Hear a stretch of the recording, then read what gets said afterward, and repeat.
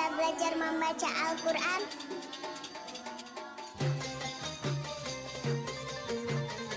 Ramadan segera tiba. Mari bersama bahagiakan sesama. Karena insya Allah buah kesalehan sosial kita, para insan tunanetra bisa membaca dan memiliki Al-Quran Braille. Dengan Rp60.000 kita bisa berwakaf 1 juz dari 30 juz Al-Quran Braille. Mari kita kunjungi kantor layanan wakaf Al-Quran Braille Ummi Maktum Voice, Jalan Pasir Salam nomor 31A Bandung. Atau silakan manfaatkan layanan jemput wakaf Al-Quran Braille dengan menghubungi 0811 911 0800. Rekening wakaf Al-Quran Braille BCA 810 0877 881 atas nama LSM Ummi Maktum Voice. Ramadan istimewa. Mari bersama bahagiakan sesama.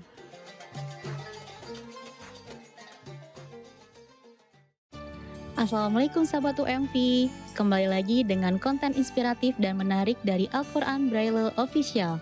Dengan subscribe, like, komen, dan share konten inspiratif dari Al-Quran Braille Official, sahabat telah ikut berkontribusi dalam program pemberantasan buta huruf Al-Quran Braille. Mari kita simak video berikut ini.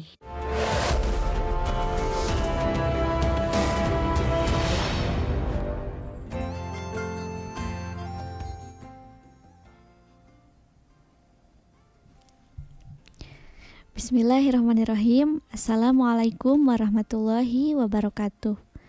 Alhamdulillahirrabbilalamin. Sahabat UMV, selamat datang di channel Al-Quran Braille Official dalam program Ummi Maktum Voice, yaitu podcast Membuka Mata Hati. Edisi hari ini bersama saya Wiwin Widaningsih dan dengan partner setia, partner setia ada Teh Ayani. Insya Allah selama 15 menit ke depan kita akan membahas tentang mitos dan fakta seputar bintitan. Nah, siapa nih di antara sahabat UMV yang pernah bintitan? Termasuk saya juga dulu pernah mengalami mata bintitan. Nah, untuk pembahasan lebih lanjutnya nih kita akan sapa terlebih dahulu ya, ada Teh Ayani. Assalamualaikum Teh. Waalaikumsalam Teh Wiwin. Gimana, sehat Teh? Alhamdulillah, insya Allah ya sehat. Insya Allah sehat. Semoga semuanya sehat. Semoga Amin. sahabat UMP juga senantiasa sehat. Nah, ini nih kita akan membahas tentang mata bintitan. Ngomong-ngomong, pernah nggak Teh mata bintitan Teh? Oh, pernah dong. Gak wajar banget sih kalau misalnya nggak pernah bintitan ya. Kata orang sih kalau misalnya mata bintitan tuh karena sering mengintip. Iya, betul katanya. Menurut Teteh nih ya, itu mitos atau fakta? Kayaknya mitos ya. Mitos. Mitos atau fakta?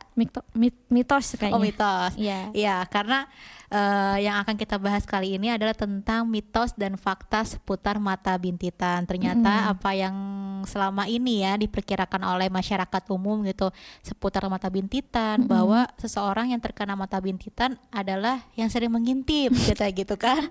Itu hanya mitos. Itu ya, sudah sahabat suudzon. ya. Nah, udah suudzon ya. Itu hanya mitos, tidak benar, karena mata bintitan ini tiba-tiba akan terasa gatal atau ada yang mengajal sewaktu kita berkedip kan Teh. Kalau misalnya mata kita sedang bintitan tuh di kelopak mata tuh kayak ada yang ngejendol gitu ya. Iya, betul. Dan itu rasanya itu gatal, terus kita mau mengedip pun agak susah gitu ya. Terus berair juga Teh. Betul sekali. Benarkah ini karena sering mengintip? Ternyata salah sahabat. Ini adalah mitos. Ternyata mitos yang sering beredar gitu ya di masyarakat ini udah mungkin menjadi menjadi merasuk gitu ya ke dalam jiwa masyarakat. Merasuk. Kalau misalnya orang yang terkena bintitan itu karena sering mengintip. Nah, faktanya Teh, kenapa seseorang bisa terkena mata bintitan ini karena hordeolum atau yang disebut dengan bintitan ini ya, ini adalah infeksi kelenjar minyak di sekitar kelopak mata, baik kelopak mata bagian luar ataupun kelopak mata bagian dalam. Nah, gejala yang timbul biasanya muncul benjolan kecil di sekitar kelopak mata nih, yang di atas ya Teh ya. Iya. Biasanya di atas, di bawah ini kalau misalnya orang yang bintitan itu ada benjolan kecil gitu Di kan. sini ya Teh. Iya betul. Dan kelopak mata terasa agak bengkak. Betul kan? Betul. Betul. Terus ada juga yang merasakan sakit dan terasa mengganjal. Nah itu kalau sujud pasti sakit sih Teh. Ya betul sekali Teh. Dan Serasa mau jatuh gitu ya. serasa mata tuh kayak mau lepas gitu ya, Iya, mau copot. betul. Padahal enggak gitu kan. Nah, bintitan ini dapat terjadi ketika kita menyentuh atau mengucek mata dengan tangan kotor, sehingga bisa membuat kondisi kelopak mata yang tadinya bersih jadi kotor karena adanya kuman atau bakteri yang menempel dan berpindah dari tangan kita ke kelopak mata gitu Teh. Maka dari itu kelenjar itu bisa menjadi bengkak dan memerah sampai bernanah. Nah, kalau misalnya teman-teman sedang mengalami bintitan, sudah memerah dan bahkan ada yang bernanah, itu segerakan periksa ke dokter ya, ke dokter mata atau ke rumah sakit terdekat lah gitu. Iya, betul. Biar segera ditangani ya Teh. Dan ada mitos juga nih Teh, bahwa kalau misalnya seseorang yang lagi bintitan jangan saling menatap gitu ya, karena bisa pindah katanya bintitannya. Bisa tepak cenah Teh. Iya, bisa tepa gitu. Kalau Sundanya Bisa kan tepa menular, ya. iya menular. Nah, ini mitos ya sahabat ya, karena bintitan ini tidak semata-mata bisa pindah begitu saja lewat udara gitu ya, dari mata seseorang ke seseorang lainnya. Misalnya aku bintitan, terus aku menatap Teh Wiwin gitu ya, nggak mungkin Teh Wiwin juga ikutan bintitan gitu Iya, kan. betul. Tapi bintitan ini bisa tertular ke orang lain jika misalnya aku bintitan, terus aku habis mengucek mata nih, ya kan, nggak cuci tangan, terus aku bersalaman sama Teh Wiwin. Iya. Jorok sekali. Terus Teh Wiwin tidak mencuci tangannya gitu ya, langsung mengucek atau memegang area mata. Tentu saja itu bisa menjadi faktor apa ya, sebagai jembatan gitu ya, sebagai jembatan media. bakteri itu menjadi menyebar gitu. Bukan karena semata-mata saling tatap gitu ya, enggak, tapi karena adanya kontak fisik seperti berjabat tangan ataupun bersalaman gitu. Ya betul, berarti itu mitos ya Teh, yang Mitos. katanya kalau lagi bintitan tuh jangan saling menatap, nanti yang tidak sakit jadi ketularan sakit katanya. Iya, gitu ya, itu Teh. mitos ya sahabat ya. Kalau misalnya di sekitar kalian ada yang sedang bintitan, ya kalau kalian sedang ngobrol-ngobrol aja, tapi mungkin diminimalisir untuk tidak berkontak fisik gitu ya Teh, bersalaman ataupun berjabat tangan dengan dirinya, karena kita tidak tahu apakah seseorang tersebut sudah mencuci tangan atau belum gitu ya. Iya betul. Gitu. Nah, kalau yang ini Teh, menurut Teteh nih ya, aduh Pak Baliwot nih ngomongnya kan, Belibet ya guys. Belibet ya. Nah, kata Teteh nih ya, kalau bintitan ini disebabkan karena kosmetik mata yang telah kadaluarsa, coba mitos atau fakta? Disebabkan karena kosmetik. Fakta sepertinya, mungkin ya, mungkin. Fakta atau mitos? Fakta kayaknya. Fakta, betul sahabat. Kalau ini misalnya yang mengalami bintitan ini bisa disebabkan karena adanya kosmetik untuk mata ya, kayak eyeshadow atau mungkin eyeliner Maskara, atau maskara gitu ya, atau lensa kontak gitu. Itu yang berhubungan dengan mata itu telah kadaluarsa atau telah expired gitu ya, dan itu masih digunakan. Nah, perlu diketahui juga nih buat sahabat nih, karena mata yang bintitan ini bisa disebabkan oleh kosmetik mata yang telah kadaluarsa, pemakaian kosmetik mata seperti ini ya untuk kita diminimalisir gitu ya. Bahkan kalau misalnya buat teman-teman yang sering touch up nih ya, make up gitu kan full, coba diperiksa lagi kelengkapan alat make upnya gitu, kosmetiknya sering-sering dan rajin dibersihkan gitu. Kalau bisa menggunakan tisu basah gitu ya. Kalau untuk bagian-bagian luarnya, dan coba disimpan di tempat yang bersih dan aman gitu dari debu dan kotoran, karena tidak menutup kemungkinan kalau misalnya kita menyimpan kosmetik ataupun alat perang gitu ya bagi perempuan itu. Nah, itu kalau disimpan sembarangan bisa menjadi sumber dari bakteri dan kuman yang mengendap dan akhirnya beranak pinak di situ gitu ya. Betul. Jadi saya juga nih pernah ikut kelas beauty nih Teh, beauty class. Dulu itu di salah satu yayasan, yaitu di Yayasan SDF atau Syamsi Duha Foundation. Nah, di situ ada yang menjelaskan dari dokter kecantikan bahwa kita tuh harus sering membersihkan alat-alat kecantikan seperti kuas gitu ya Teh. Iya, betul. Beauty Spons, blender, ya. spons bedak. Nah, seperti itu.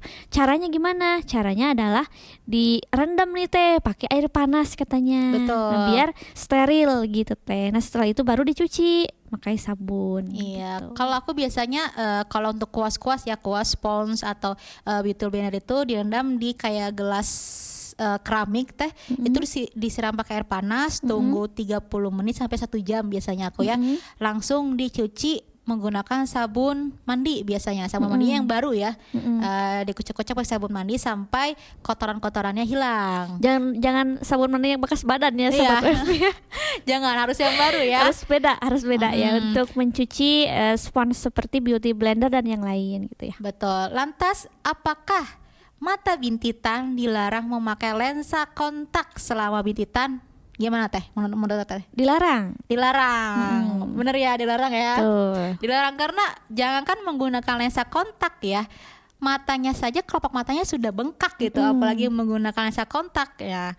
Nah, ternyata ini tidak boleh sahabat, karena kenapa dilarang? Ketika mata kita mengalami bintitan terus kita menggunakan lensa kontak, ini akan membuat ketidaknyamanan di mata kita, terutama saat kita berkedip. Lebih bahayanya ketika tiba-tiba bintitan pecah dan mengeluarkan nanah, dapat membuat nanah dan bakteri terperangkap di bawah lensa kontak. Bahaya banget tuh. Ya, nauzubillah ya. Nauzubillah. Dan sampai ya sahabat MV kita mengalami hal tersebut ya.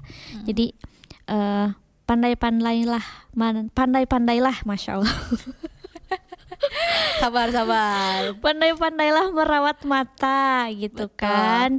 Boleh kita berdandan, touch up, pakai eyeshadow dan lain sebagainya, tapi harus tetap steril. Steril. Kalau slogannya Teh itu steril ya, harus steril gitu kan. Lantas apakah bintitan dapat disembuhkan dengan mengompreskan air hangat gitu?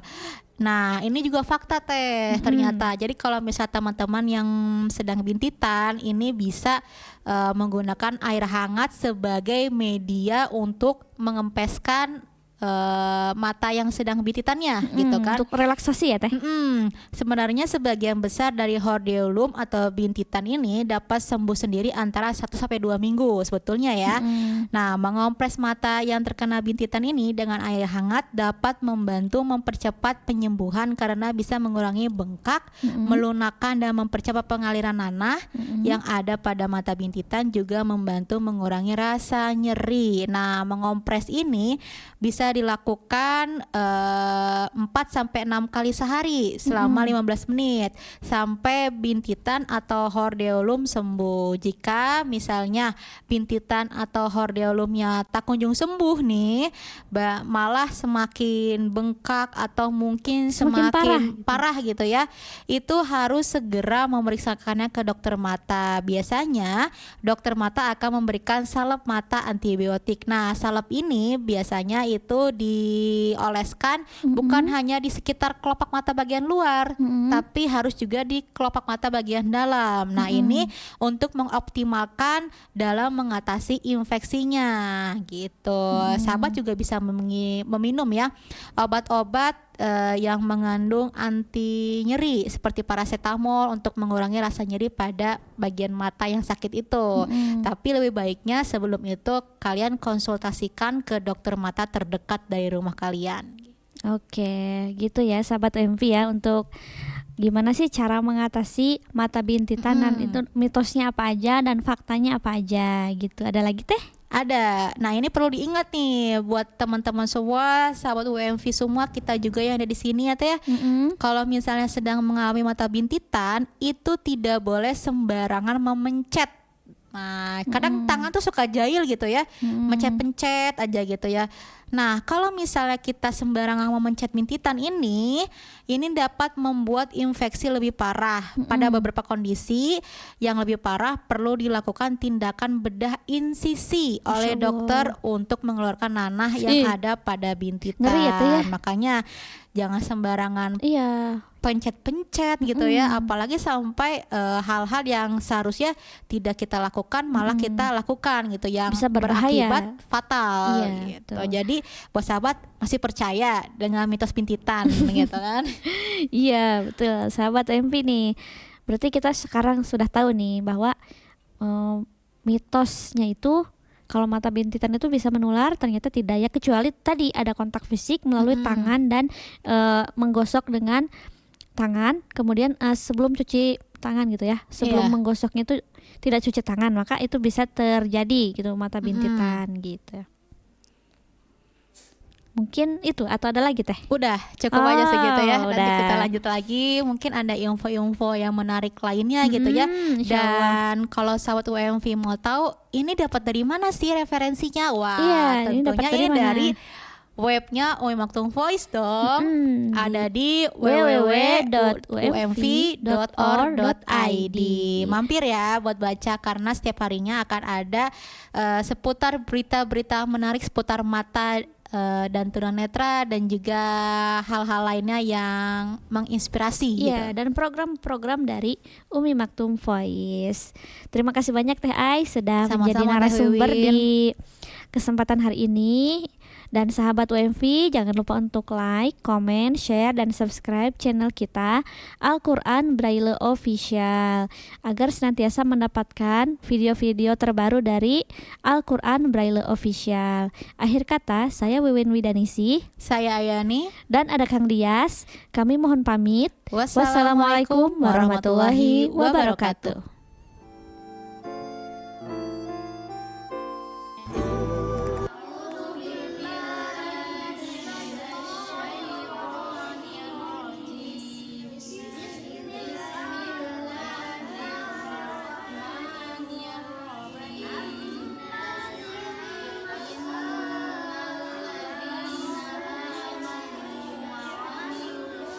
Yuk kita belajar membaca Al-Quran.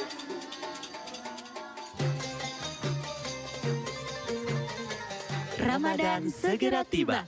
Mari bersama bahagiakan sesama. Karena insya Allah buah kesalehan sosial kita, para insan tunanetra bisa membaca dan memiliki Al-Quran Braille. Dengan Rp60.000 kita bisa berwakaf 1 juz dari 30 juz Al-Quran Braille. Mari kita kunjungi kantor layanan wakaf Al-Quran Braille Ummi Maktum Voice, Jalan Pasir Salam nomor 31A Bandung. Atau silakan manfaatkan layanan jemput wakaf Al-Quran Braille dengan menghubungi 0811 911 0800. Rekening wakaf Al-Quran Braille BCA 810 0877 881 atas nama LSM Ummi Maktum Voice. Ramadan istimewa. Mari bersama bahagiakan sesama.